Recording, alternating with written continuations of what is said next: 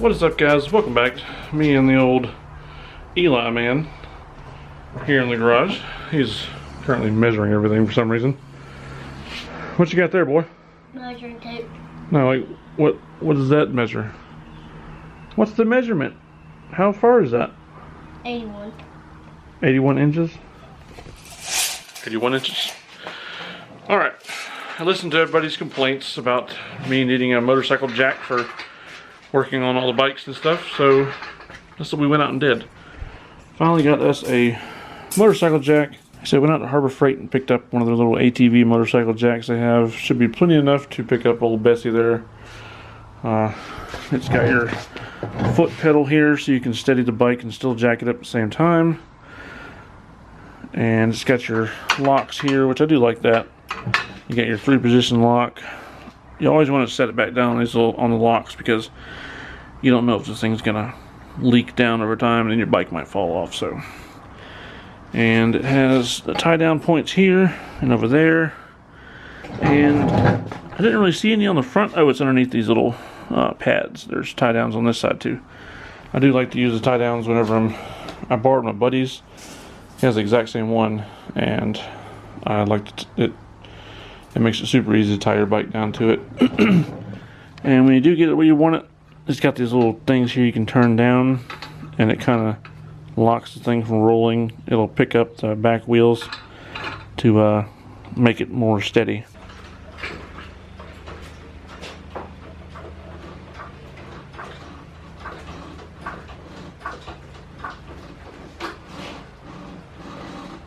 There's not even one thing.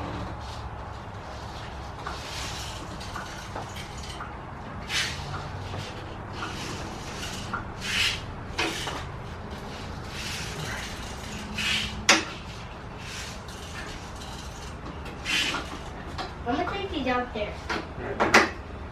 Thanks, man.